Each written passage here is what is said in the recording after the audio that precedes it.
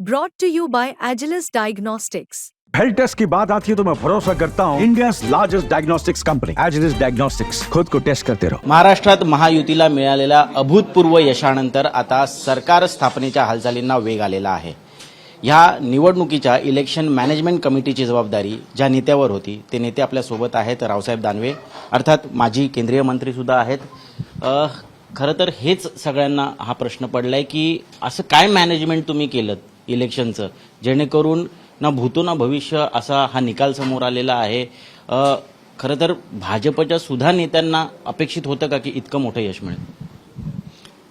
आम्ही बार बार इलेक्शनमध्ये जेव्हा कधी आम्हाला प्रश्न विचारले गेले तेव्हा मी स्पष्टपणानं सांगितलं होतं की आम्हाला प्रश्न विचारले गेले की तुम्ही काही अपक्षांशी संपर्क साधला का। आम्ही स्पष्ट केलं की जर आम्हीच बहुमतात येत असेल तर आम्हाला अपक्षाशी संपर्क साधण्याची काही गरज नाही, पण यानंतरही आमचं सरकार आल्याच्या नंतर जर काही अपक्ष आमच्यासोबत येऊ इच्छित असेल तर जरूर आम्ही त्याचं स्वागत करू, कारण बहुमतात आम्ही येऊ ही आम्हाला कल्पना होती। पण एवढ्या बहुमतात येऊ का, तर त्याचं कारण आहे की या एवढ्या बहुमतात यायला आमच्या सरकारचे निर्णय कारणीभूत आहे। 2019ला ज्या निवडणुका झाल्या त्या निवडणुकीमध्ये भारतीय जनता पार्टी शिवसेना युतीला स्पष्टपणानं जनादेश दिला होता या राज्यातल्या जनतेनं, आणि 2 वाजेला 2:30 वाजेला असं लक्षात आलं की आपण बहुमतात येतोय। तेव्हा आमचे नेते देवेंद्र फडणवीसनी उद्धव ठाकरेला फोन केला की बहुमत 145ला आहे, 165-67 पर्यंत आपण लीडवर आहे। भारतीय जनता पार्टी आणि तुमचे आमचे कार्यकर्ते रस्त्यावरून ढोल ताशे वाजवत आहेत, गुलाब उधळतात, चला आपण त्यांच्या आनंदात सहभागी होऊ। ते आले नाहीत।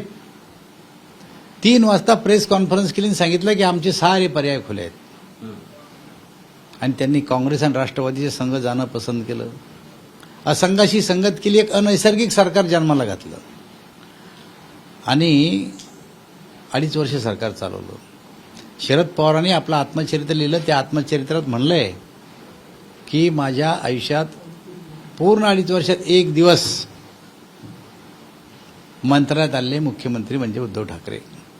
वेगळ्या शब्दात मांडलं त्यांनी, पण त्याचा अर्थ हा आहे। पण ते 2.5 वर्षानंतर त्यांचं तुटलं ना आमचं जुटलं, आमचं सरकार आलं। आमचं सरकार आल्याच्या नंतर 2.5 वर्षात जे निर्णय आमच्या सरकारनं केलेत,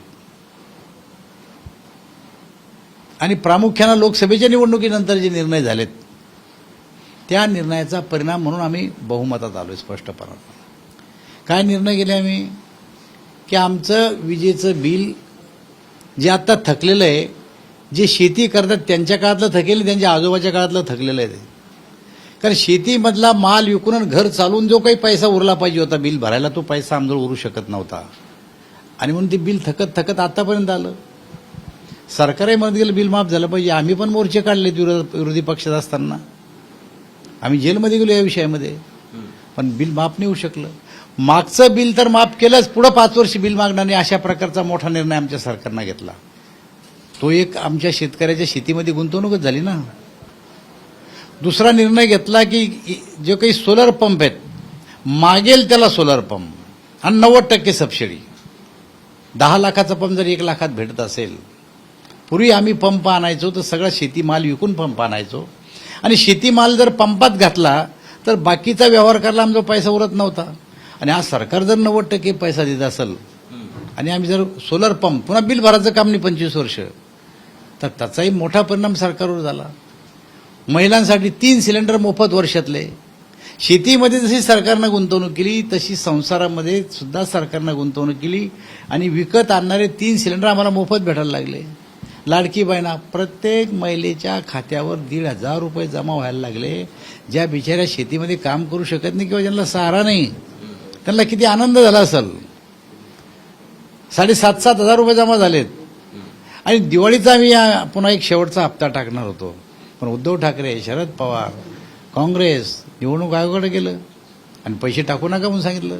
हे जर टाकलं ह्या सगळ्या महिला भाजपला मतदान करतील, आणि मग टाकू तर दिले नाही, त्याचा एक राग लोकांमध्ये होता। म्हणून या जनहिताच्या ज्या योजना आमच्या राज्य सरकारने केल्या त्याचा परिणाम म्हणून विधानसभेच्या निवडणुकीमध्ये एवढी मोठी मेजॉरिटी आम्हाला मिळाली. तुमचं जुळलं तुम्ही म्हणालात, परंतु आता जे मॅन्डेट आलेलं आहे, जे आकडे समोर दिसतात त्यावरून हे असंच नातं घट्ट राहील याची शाश्वती आहे का? कारण मुख्यमंत्री पदावरून आता दावे प्रतिदावे व्हायला लागलेले आहेत. मुख्यमंत्री एकनाथ शिंदे यांचे आमदार सुद्धा म्हणतात की आम्हाला शब्द दिलेला आहे. शब्द कुणी दिलाय, कुठं दिलाय याबाबत काही स्पष्टता नाही आहे, पण शब्द मात्र दिलाय असं ते म्हणतात आणि मुख्यमंत्री म्हणून पुन्हा एकदा एकनाथ शिंदेचं राज्यात पाहायला मिळतं. हे बघा, लोकसभेच्या निवडणुकीमध्ये सुद्धा आम्ही अलायन्स करून निवडणूक लढलो. चंद्राबाबू आमच्या बरोबर होते आंध्र प्रदेशचे, नितीश कुमार आमच्यासोबत आले होते. त्यावेळेस तुम्ही लोकांनी अशाच शंका उपस्थित केल्या होत्या, हे असंच राहील का, हे टिकल का? पण काही झालं नाही, स्मूथली आमचं सरकार बनलं. तसं आताही आमचे अलायन्स पार्टनर आहेत, त्यांच्याशी आम्ही नीट चर्चा करू.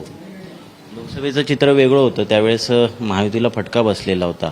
आता मात्र घवघवीत यश मिळालेलं आहे. हे जरी मिळालं तरी आम्ही आमच्या सहकार्याचा सल्ला घेतल्याशिवाय कुठलंच पुढचं पाऊल टाकणार नाही. आणि मला स्वतःला अपेक्षा अशी की सहकारी जेव्हा एकत्र येतील, आपला आपला विधिमंडळ पक्षाचा नेता निवडतील, ते 3 नेते जेव्हा एकत्र बसतील आणि आमच्या श्रेष्ठीकडे जातील तर योग्य ते निर्णय आमचे श्रेष्ठी करतील.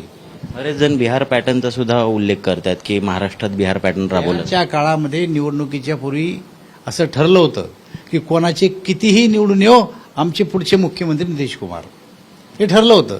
यावेळेस आम्ही मुख्यमंत्री पदाचा चेहरा कोणीच पुढे केला नव्हता. मात्र इलेक्शन एकनाथ शिंदेच्या नेतृत्वात लढलं, कारण मुख्यमंत्री तेच होते.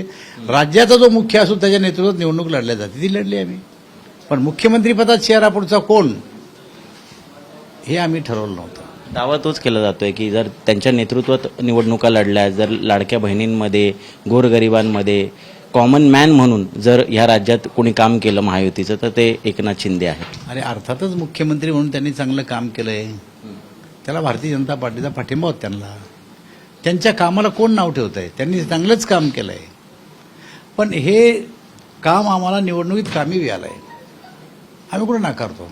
पण आता नव्या निवडणुका झाल्या, नवीन रचना, पुन्हा एकत्र बसून निर्णय जो होईल सगळ्यांचा मिळून तो निर्णय होईल. काय प्रक्रिया असणार आहे? भाजपची आता कोर कमिटीची बैठक तर झाली, पक्षाची बैठक बोलावली जाईल, भारतीय जनता पार्टीच्या नेता निवडला जाईल. मला असं वाटतं, आता मी चॅनलवर बघितलं की राष्ट्रवादीनं आपला नेता निवडलाय. संध्याकाळी 6 वाजता शिवसेनेची बैठक आहे, ती त्यांचा नेता निवडतील. हे तिन्ही नेते एकत्र बसतील आणि तिन्ही नेते एकत्र बसून चर्चा करतील की राज्याचा मुख्यमंत्री कोण, आणि जो काही यांचा निर्णय होईल ते श्रेष्ठीला कळवतील. श्रेष्ठी त्यांचा निर्णय करून राज्याला कळवतील आणि जेव्हा आम्हाला कळेल तेव्हा आम्ही तुम्हाला सांगू. भाजपमधून आता नेता निवडीची जेव्हा प्रक्रिया होईल त्यावेळेस पुन्हा एकदा देवेंद्र फडणवीसच नाव समोर असेल की इतरही काही पर्याय खुले आहेत? असं आहे, भारतीय जनता पार्टीचा नेता कोण निवडणार हे विधिमंडळ पक्षाचे जे काही सदस्य आहेत ते ठरवतील. पण अर्थात भारतीय जनता पार्टीचे नेतृत्व तर आज देवेंद्र फडणवीसकडेच आहेत ना. याला काही असं काही नवीन विचारण्यासारखा प्रश्न नाही. हा 2 दिवसापूर्वी पुन्हा एकदा एक चर्चा समोर आली होती की राष्ट्रीय अध्यक्षपदी देवेंद्र फडणवीसांना बोलावणं आलेलं आहे आणि तिकडे जबाबदारी देण्यात आलेली आहे. अशा परिस्थितीत ते मला माहीत नाही. नेतृत्व बदल महाराष्ट्राचा भाजपचं होणार नाही. देवेंद्र फडणवीस जर राष्ट्रीय अध्यक्ष होत असेल तरी आनंदाचे. ही संधी कोणाला मिळते? जी त्यांना मिळू राहिली, आनंद आहे आम्हाला. कधीपर्यंत शपथविधी होईल? काय आतमध्ये तुमच्या बैठकींमध्ये काही निर्णय झालेला आहे आतापर्यंत? 26 तारखेला, कारण सरकार डिझॉल्व्ह होतं. बैठक करून निर्णय झाला नाही, पण 26 नंतर शपथविधी होईल.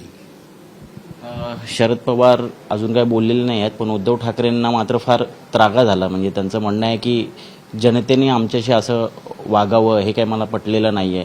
का तुम्ही इतका त्रास देता उद्धव ठाकरे? पटतंय काय? या देशाचे प्रधानमंत्री नरेंद्रभाई मोदी ते त्यांना पटत नाही. या कोर्टाने, हायकोर्टाने निर्णय, सुप्रीम कोर्टाने निर्णय घेतले ते त्यांना पटत नाही. लोकशाही पद्धतीनं या राज्याचं आता नवीन सरकार येतं हे त्यांना पटत नाही. त्यांना फक्त संजय राऊतांचं बोलणं पटतंय. आणि मी शेवटचं सांगितलंय की संजय राऊतांचा सल्ला जर ते घेत राहिले तर उद्धव ठाकरे आणि आदित्य ठाकरेमध्ये बेबनाव झाल्याशिवाय राहणार नाही. गोष्ट लक्षात घ्या. पुन्हा एकदा जसं तुम्ही 2019ला म्हणालात की आम्ही उद्धव ठाकरेंना फोन केलेला, उचलला नाही. हिंदुत्वाच्या मुद्द्यावर सेना भाजप एकत्र आलेली होती. आता एकनाथ शिंदे आहेतच सोबत. परतीचा मार्ग उघडा आहे किंवा अशा काही शक्यता आहेत की उद्धव ठाकरेंच्या सगळ्या चुका माफ करून कदाचित तुम्ही त्यांना पुन्हा एकदा आपल्या पदरात घ्याल? तसे आज तर आम्हाला कोणाचीच गरज नाही. जेव्हा गरज होती तेव्हा त्यांच्याशी आम्ही सुरुवातीला 19ला सगळे प्रयत्न केले, पण त्यांना बाळासाहेब ठाकरेंना ज्या काँग्रेसनं आणि राष्ट्रवादी काँग्रेसने आयुष्यभर शिव्या दिल्या, त्या सगळ्या गोष्टीवर पडदा टाकून त्यांनी त्यांच्याशी सरकार केलं. आज आम्हाला कोणत्याही चौथ्या राजकीय पक्षाची गरज नाही. आमचं सरकार बहुमतात आलेलं आहे. सरकारपुरती ही गोष्ट खरी आहे. बाकी दोस्ती त्यांच्याशी आमची कायम आहे. भेटी गाठी बोलणं चालणं नीट आहे. आणि काँग्रेसची लोक रांगेत होती भाजपमध्ये यायच्या, आता हा निकाल समोर आल्यानंतर आता त्यांचं स्वागत कराल का? हे बघा, चांगला असेल तर पक्षात आम्ही घेऊ, त्याला आमचा विचार पटवून सांगू आणि भारतीय जनता पार्टीमध्ये प्रवेश देऊ. हे मिलिटरी टाईप असतं. नवीन नवीन भरती चालूच असते आणि पक्षात नवीन माणसं घेतल्याशिवाय पक्षाची वाढ कशी होईल? पक्षात घ्यावं लागतात लोक. आम्ही घेऊ, काही अडचण नाही आम्हाला. आमच्या विचाराशी सहमत असेल तर आमच्या पक्षात कोणी यायला तयार आहे. सोनिया गांधी आणि राहुल गांधी सोडून आणि कम्युनिस्ट सोडून. नाना पटोले राजीनामा देत आहेत. नाना पटोले होतेच भाजपचे. तिकडून राजीनामा हा त्यांचा आवडता विषय आहे. काँग्रेसमध्ये होते, आमदारकीचा राजीनामा दिला. भाजपमध्ये खासदारकीचा राजीनामा दिला. आता हे देऊ शकतात. ते काय, नाना पटोलेचे मालक कोण आहे? ते काही करू शकतात नाना पटोले. धन्यवाद आमच्याशी बातचीत केल्याबद्दल. तर हे होते रावसाहेब दानवे. आणि अर्थात मुख्यमंत्री कोण होणार यावरती जरी ते स्पष्टपणे बोलत नसले तरी लवकरच महाराष्ट्राच्या समोर येईल. अर्थात प्रक्रिया सगळी पार पाडावी लागेल आणि येत्या 26 तारखेपर्यंत महाराष्ट्राचा मुख्यमंत्री कोण आहे हे आपल्या सगळ्या समोर येईल. कॅमेरा पर्सन मंदार चव्हाणसोबत ऋत्विक भालेकर, मुंबई तक.